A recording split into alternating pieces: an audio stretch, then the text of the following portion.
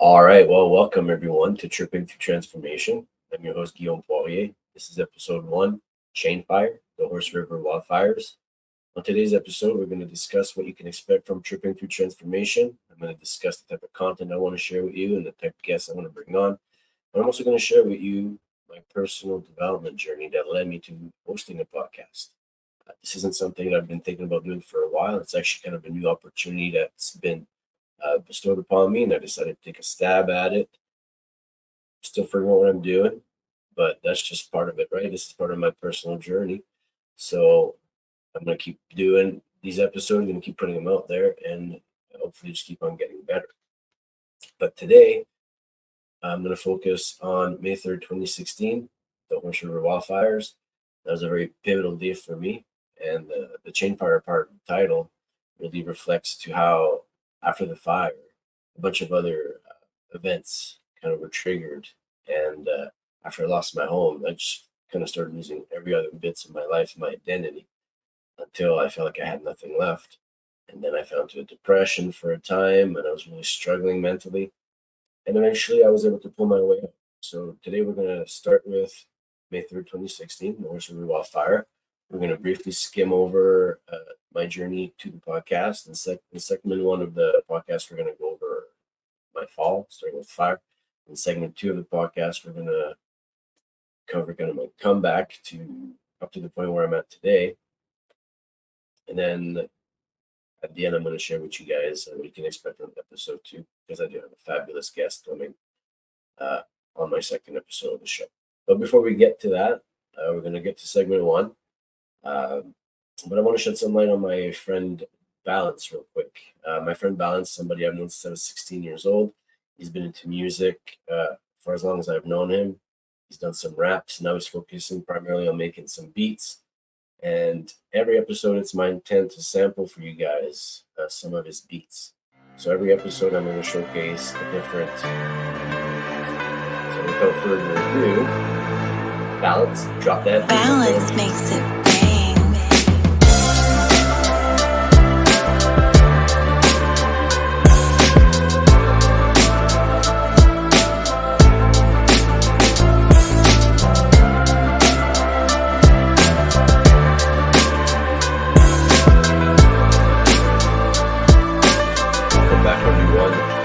Transformation. In this portion of the show, I'm going to discuss the Horse River Wildfire and the impact that it had on me.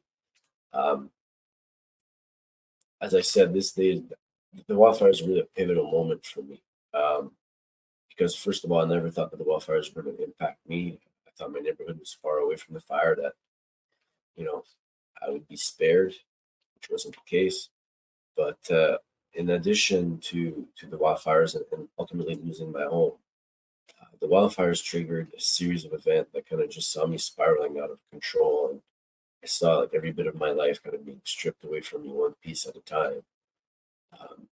Until ultimately I felt like I'd lost everything. And I really had no sense of identity anymore, because everything that I'd worked for my whole life up to that point had just been taken away piece by piece. So really a big shift in my life beginning May 3rd, 2016. But a few quick facts for you guys. The Horse River Wildfire started on May 1st, 2016, and wasn't declared extinguished until August 2nd, 2017. So guys, the fire burned for over a year. It started in the southwest part of Fort McMurray and spread northward into Saskatchewan. The fire covered over 1.5 million acres of land. It's one of the biggest wildfires in Alberta's history, one of the biggest natural disasters, and it led to the largest evacuation of citizens in Alberta's history, with over 88,000 people displaced during the evacuation. The fire is believed to have been man-made. Over 2,400 buildings were lost. I've seen estimates as high as 3,300, and the damage is estimated to have cost upwards of $9 billion in damages. So a pretty significant event in Alberta's history and Canadian history. Clearly, this isn't just something that affected me, right? This is something that affected thousands of people. There's many great books out there with various stories about how the fire impacted certain individuals. I'm going to briefly share my story with you guys today, but my intent today isn't to get to too many specific details. My intent in the future is to do deep dive episodes on each of the events that followed the wildfires. I believe that each event that followed, played a significant impact on my life, and each contributed to my downfall. But for the sake of today, I just wouldn't have enough time to cover everything and go into specifics. And I'd also like to have a guest on so that I can have more of a conversation and back and forth as opposed to just me being in front of a camera talking to you guys. I think it would be much more interesting to have this back and forth with a guest. So, as far as May 3rd, 2016, the day of the evacuation, that morning, my girlfriend was in the process of moving out. She decided that she wanted to end a relationship. She'd found a place of her own, and she was moving her belongings out of my house. That morning, I was also writing a third class power engineering exam. I'd been a power engineer for about 7 years at that point. I wasn't passionate about the job. Actually, kind of was looking for a way out, but because I didn't know how I could make the same amount of money, given the level of education that I had, I just decided that I would rough it out and try to move up in that field as high as I could. Um, so that's what I did that morning. I was at Piano College writing my power engineering exam. I got home around noon. That's when girlfriend sent me a text saying, I've been listening to the radio, I've been talking to people. It's quite likely that there will be an evacuation order given today. You might want to consider putting gas in your SUV because the lineups are getting pretty long at the gas stations. I was more interested in going to bed, but ultimately I found her advice to be quite sound, and I hesitantly got out of bed, got in my vehicle, and went and put gas in my car. Um, the next few hours, she came to my home, and we were kind of just talking about evacuation and what we should be doing. We decided it would be best if we evacuated together. She had her youngest daughter with her. Her oldest daughter was with her dad, and my two daughters were with their mom. So we decided, for the sake of keeping things simple and just keeping things safer, we should evacuate together. I had a Ford Expedition at the time, plenty of room, to pack people and pack supplies in. However, because I didn't think that the fire was going to reach us, just bear in mind that the fire started on the southwest end of the city, and I was living in almost the most northern part of town. So I felt relatively safe. I wasn't concerned that the fire would reach us. So when it came time to pack, when the order finally was given that it was time to leave, I only packed the external hard drive to my computer, my safe that contained, birth certificates, passports, things like that. Packed a tent and some food and maybe an extra pair of underwear and socks. But I didn't really pack all that much clothes. So uh, later on in the evening, I don't remember when, 6, 7 o'clock, the evacuation order is finally given. She's in contact with her ex-husband, keeping tabs on her daughter. I'm in touch with the mother of my children, keeping tabs on my daughter, and away we went. We were evacuated north of the city. Now, for some of you might be familiar with Fort McMurray, but if you're not, there's only really one way in and out of Fort McMurray, and that's south of the city, coming up from Edmonton. If you go north, it's just the oil sands, and then eventually the roads end. Unless it's winter time and the winter roads are established, there's really only so far you can go north. But I believe we were directed to evacuate north just because the traffic flow going south was so heavy that they were trying to kind of maintain the flow. So we ended up at a place called the Bridge to Nowhere. Tent came in handy. We started pitching the tent on the side of the highway, and around 11 o'clock that night is when I got the first phone call from the mother of my children, expressing that she was considering relocating to Edmonton. Now, at the time, everything was kind of just happening. I didn't really know what the future held for us. I didn't know to what extent the wildfires would damage the town. So I didn't really have much of an opinion to give about relocating, other than it might be a possibility. But I wasn't really willing to to get into that topic right then because there's just too many things up in the air. Uh, but ultimately, within the next month, because we were evacuated for quite a while. During the month we were evacuated, the mother of my children began the process of moving the kids away. She went and got married. Her and her husband bought a house, and all kind of on the down low, keeping things for me. And come June of 2016, I had to apply with the courts to enforce the 50-50 parenting order that had been in place for the last 6 years. In return, she applied to relocate the children to Edmonton, and then she made other applications concerning child support. She wanted more child support. She also made allegations that I'd been underpaying her and hiding my income and all that stuff for years. But yeah, so we ended up in court for 2 years.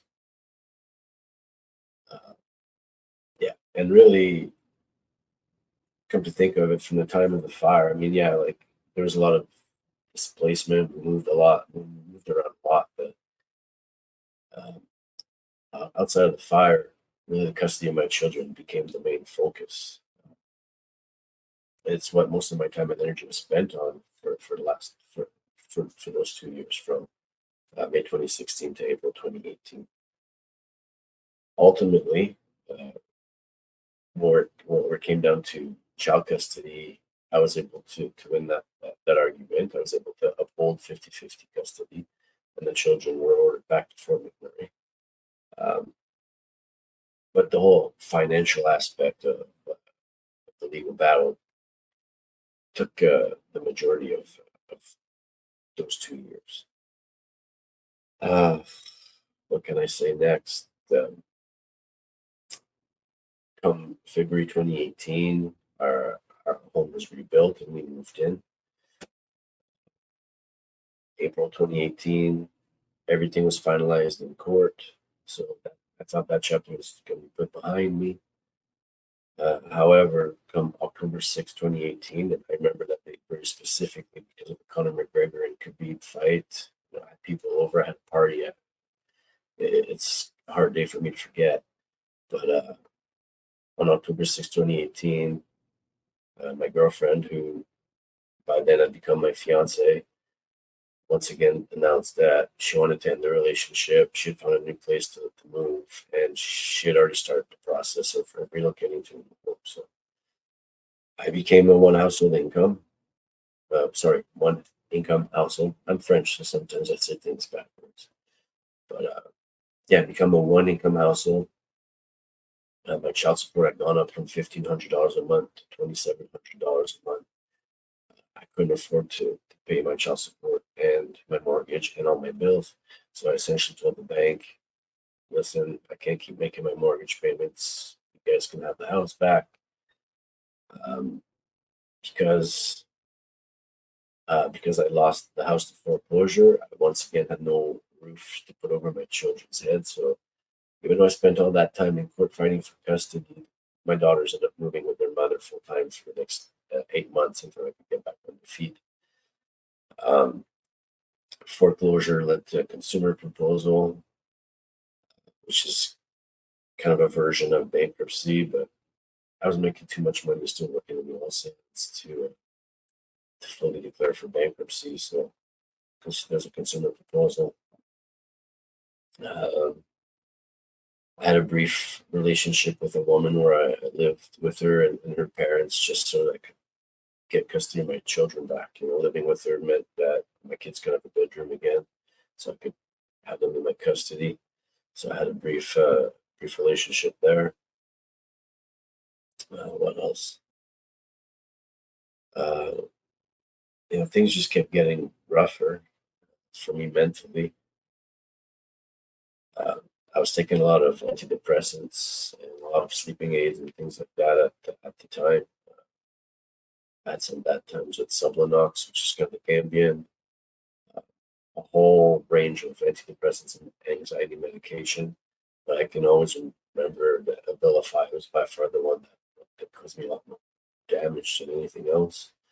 I was experimenting with psychedelics to try to get me out of my depression. Uh, it was just kind of a wild time for me.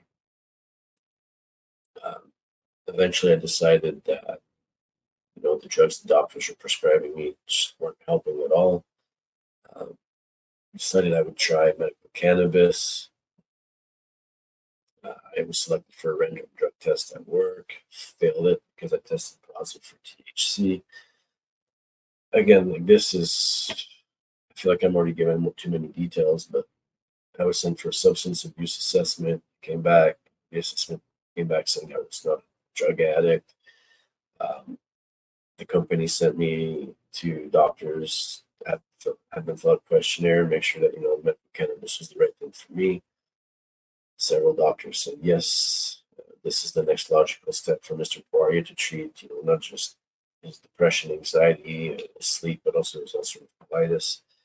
The company didn't really want to hear that. So for 7 months, I was kind of in limbo where I wasn't taking prescription medication, but I also wasn't taking the cannabis that doctors were recommending. Um, Ultimately, one night, I kind of there was a family situation that was stressful. I consumed cannabis, I smoked a joint. I notified work that I wouldn't be coming in to work.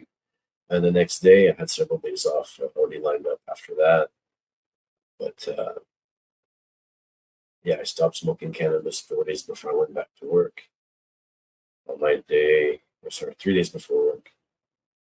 On my second day back at work, so 4 days since I last smoked cannabis, I was pulled aside for another random drug test. Failed, failed this drug test again, and then the process began to basically have me terminated from the job. There's so much more to say about that, but again, I don't want to get to too many details today. I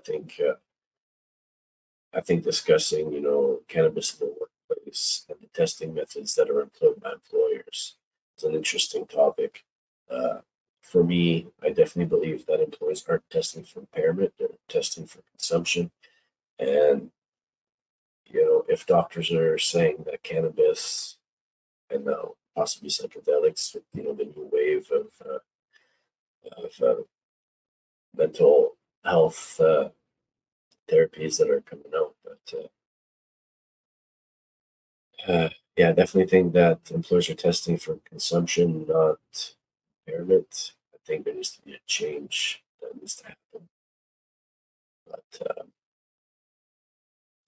yeah, so I got fired from my job after 15 years, and that was really the last nail in the coffin. I lost my house. I gained and lost custody of my kids. I lost. I mean, my finances took a blow. Right, filed for bankruptcy. Uh, at one point, I had to sell my or cash out my RSPs so that I could, help pay my monthly bills. So I cashed out my RSPs and paid off my vehicle.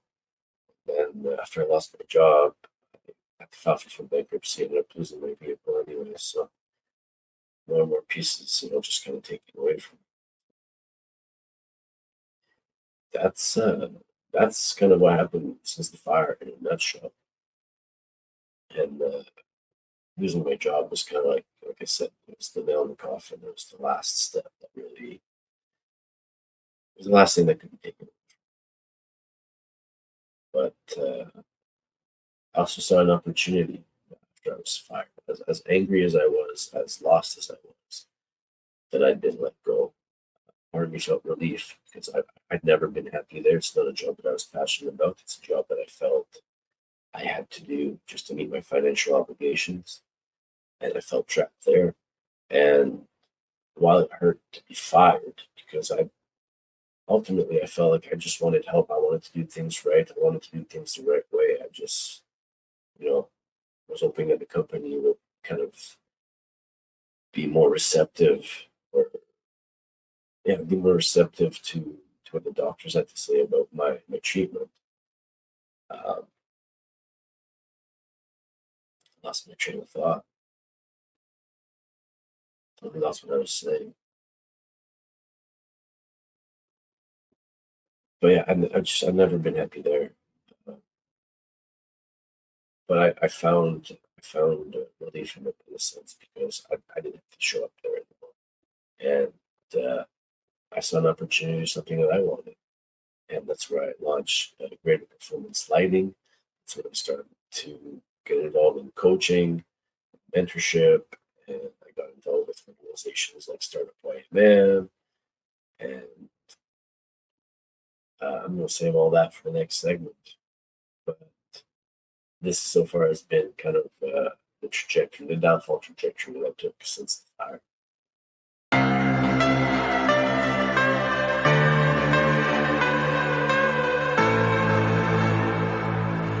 Balance makes it bang.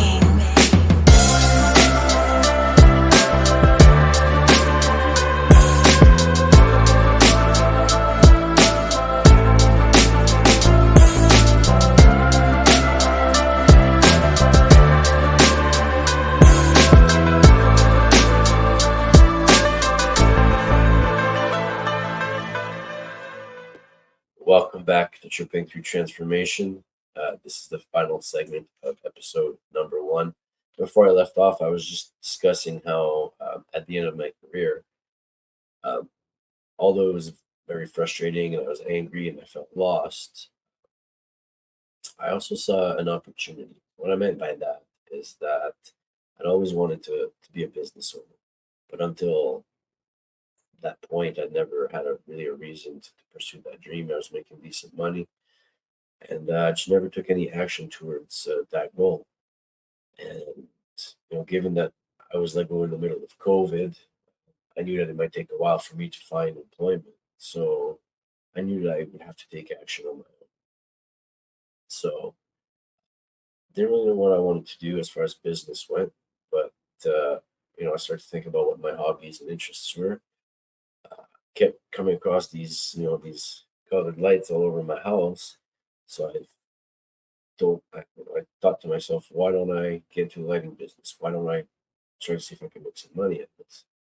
Um, Lucky for me, I have a friend in Quebec, Chris, who owns his own company, LED 123.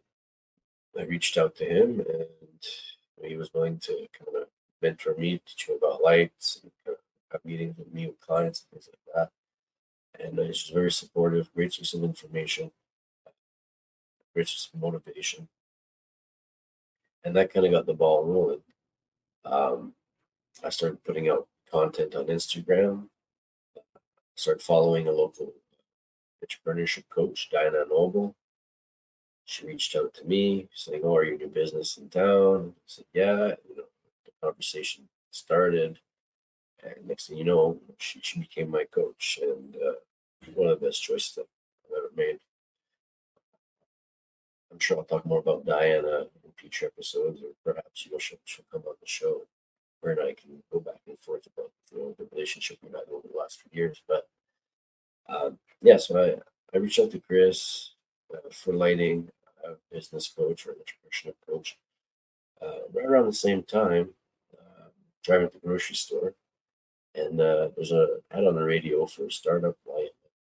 Talk about how they're in a local organization that's aimed at helping entrepreneurs launch new businesses. I thought, well, this has got to be a sign. Like, all these things are just lining up all too perfect. So, I enrolled, met some wonderful people there. Special shout out to Mia Vargas. She's gone above and beyond for me. I don't want to get into into the specifics today, or else I'll get emotional. But, I'm sure I'll send out an invite to have her on the podcast as well. But, yeah, I joined Startup YMM, attended workshops, made connections, and things kind of just started to grow from there. Now, I was unemployed for 6 months. I did have a brief stint as a grease and lubricant salesman. I didn't do very well. I had no sales experience. I was trying to sell stuff door to door during COVID, and people weren't really receptive to salesmen. Um, I mean, I was also focused on GPL, greater performance lighting, trying to get that going. And to be honest, my mental health was in the shits at the time. I was just trying to juggle a lot. Selling lubricant just was not passion. Like, it was not something I was passionate about. I mean, I'd been at a job for 15 years that I didn't like, but stayed there for the money. So it's really hard for me to begin another job that I wasn't passionate about. I didn't want to get back in the same boat. So so I did do that. I did do outdoor sales for 6 weeks, but at the end of the 6 weeks, I was basically given an ultimatum. I was told you're going to either have to quit or we're going to have to fire you, and I told them to fire me. So I went back on unemployment, which was going to run out within a couple of months. I had to start looking for jobs outside of Fort McMurray because I had no success that up to that point. By coincidence, the vet clinic here in Creston reached out to my partner Caitlin. They asked her if she'd be interested in going down there for work. So I started looking online for what type of employment might be available to me in Creston. I saw that the local brewery was hiring. Again, skip forward. I was offered a job at the brewery. She was offered the job at Creston Vet Clinic, and the process to move kind of began from there. I moved to Creston in September 2021. Caitlin followed in November. Then my daughter's winter name and followed suit in February of 2022. Um, the move was a big change. I mean, I barely spent any time in British Columbia, let alone being a brand new town. Um, Started a new job, like at minimum wage. It it felt nice to not be on unemployment anymore, but it was still hard to go from making over $200,000 a year to making minimum wage. And the first couple of months were very lonely. I was by myself, so it's our limit mental health there too. The other struggle that we had was that in Preston, the rental market is quite limited. There's not a lot of occupancy. And so when I moved up here by myself, I was just renting a basement suite, just one bedroom. And, when Caitlin moved up, that was fine. But once winter navy came up, there's just not enough place for us to stay. So Caitlin and I ended up moving out to the Valley View Motel, which is how I came to meet the wonderful people there. Again, we'll save that for another episode. But yeah, we stayed at the motel, met with the owners. They informed us that we might have a place to stay, and that's where we're residing now. This is where the podcast is being broadcast now. Is in our new home. Um, so that that kind of sorted itself out over time. There's a lot of challenges that we had to overcome with getting everybody to live under the same roof. Um, yeah, work was challenging, but we kept going, and it was right around the time that I moved into this house in May of last year, May of 2022, that things kind of really took a turn for me, and when my personal growth journey really became intentional. And that's right around the time also when I was approached. I don't. It's really hard for me to define this moment. I wasn't approached. I'm just going to put it this way.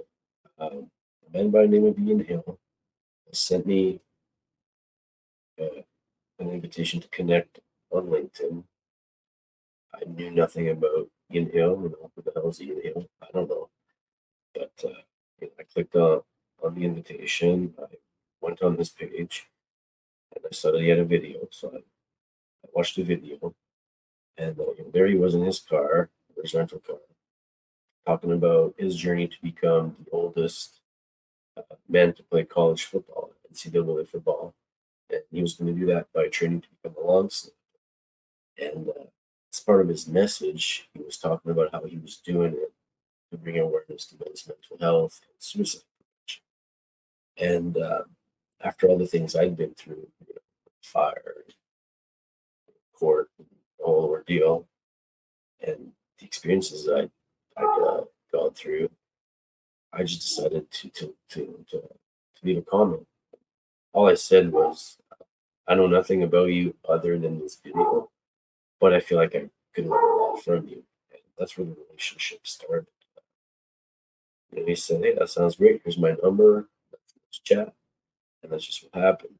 And I'm going to leave the rest of that story for next episode because I guess I'm going to ruin it now, but Ian's going to be the next guest on the next episode. So I'm going to save that story for then. But yeah, from there, I did surviving to striving with Ian and some of the guys at NGPN.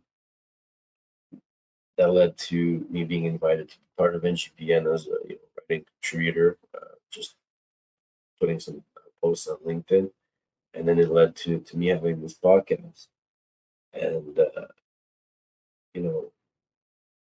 it's crazy because everything I told Ian so far, has come true. And that's, I told him I wanted to be a writer. Now I'm writing on LinkedIn. I told him I wanted to be a speaker, and now I have this platform to own my story, to own my skills as a speaker, to own my craft, to meet interesting people, to become more knowledgeable, to gain perspective from other people through the sharing of their stories, making connections, and all the while, hopefully, putting that content out there for you guys if you find it helpful. This podcast is as much a selfish endeavor as it is something that's to support you. I'm doing this as part of my personal growth journey because I want to learn, I want to grow, and I feel like doing this podcast and speaking and sharing my story and being vulnerable, that's part of the process. So again, selfish because I'm doing it for me to get better and to heal. But if anybody that's listening can find some use out of this, whether it's they find something informative or they find my stories motivating or relatable, or if somebody's just in the dumps and they hear something on my podcast that's uplifting to them, it helps them carry through their day or their week or their year, helps them turn their life around or whatnot. Um, you know, that's another part of the reason why I do this, and I think it's worth putting my story out there and being vulnerable, and you know, showing that when you first start something like this podcast, you're not going to be great at it right away, but you have to be willing to make the effort and try, and that's how you're going to get better. The whole time I'm sitting here, I'm thinking in my head, "Oh man, this podcast is probably going to suck." Then I'm also thinking, "Well, how else are you going to get better if you don't try?" So I feel like I went a little bit off topic there. But, yeah, the NGBN journey with Ian is ultimately what led me to having this podcast. He asked me, "Would you be willing to host a podcast on our network?" And I said yes. And he left everything else up to me, the details. Like I have total control over what I do, what I say, as long as it's not hurtful or violent. But yeah, I'm just grateful for this opportunity, and we're gonna see where the stakes takes me. We're gonna see where this takes us, and hopefully, you guys come along for the journey, um, and you find something useful from this. I have no doubts that I'm going to learn a lot from this experience and from all the interactions that I have with my guests and my listeners. So that kind of sums up the show for today. I'm going to go to a brief commercial, then I'm going to wrap up with kind of my lessons learned um, and some words of advice for you guys and some acknowledgments. So stick around.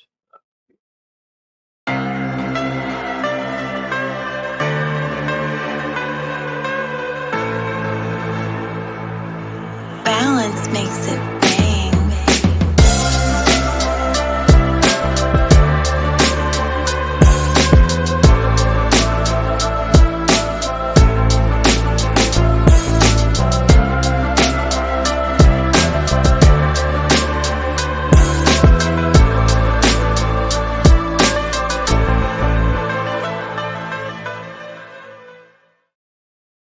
Welcome for joining me on this wrap up of what is episode number 1 of Tripping Through Transformation. Um, on this first episode, I glanced over when I turned my downfall from the fire to losing my job, and touched on my rise from when I first had the idea for greater performance lighting until I met with Ian and then started hosting this podcast. Um, if I had to give you guys any piece of advice based on my experiences along this journey, first of all is put yourself out there. Don't be afraid to try new things. Enroll in programs, speak to new people, start networking. You have to try new things and find new people if you're trying to make changes to your life. There's a great saying, great story by Arthur Brooks um, that I'm gonna share as part of the show notes that talks about the importance of putting yourself out there. So that'd be my first bit of advice. Uh, and my second advice to you guys would be don't be afraid to try new things. Uh, again, look at this podcast, right? I have no idea what I'm doing. I've watched and listened to many podcasts, but I never put any thought behind, how do you structure and put together a good podcast. I have no experience operating cameras and microphones and setting up decor and stuff like that. I'm just experimenting. Um, I have no experience in writing and telling compelling stories. I'm kind of just fumbling my way around right now, trying to kind of relate my experiences to you guys the best that I can, and you know, it's a struggle. I don't like looking foolish. I don't like looking like I don't know what I'm doing, but that's part of learning. Um, so yeah, just try new things, and they'll be rewarding. And then finally, and I have to admit, this one might be the hardest, but don't quit. No matter what, don't quit. If you're tired, you need a break, take a break, but put quitting out of your mind. There is no quitting. All right. Um, I say that it's hard. Uh, I say that it could be hard, to follow through with that one because I've been there when I've said the words "don't quit," and then I felt like I was an imposter because my words didn't really convey my feelings. I was ready to quit at one point. I was ready to give up on everything. So I didn't quit, and things are turning around. Things aren't perfect. I'm still struggling. I'm still learning. I'm still, trying to climb my way uh, out of my situation that really, to me, kind of stemmed from the fire and everything that followed. But I'm I'm not happy uh, where I'm at, and I've made a decision that I'm going to strive for better. So, you know, don't quit because you guys can achieve whatever you put your mind to if you just choose to really believe in yourself and not give up. So that would be my bits of advice for you guys on this episode. Some acknowledgement. I want to thank Diana, Mia, Ian, uh, Chris, and of course Caitlin, Winter, and Aiden You guys have been along with me for this journey,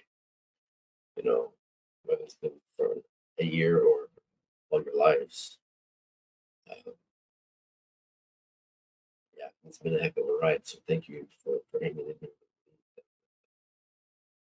Yeah, just really being a great source of support and knowledge and motivation.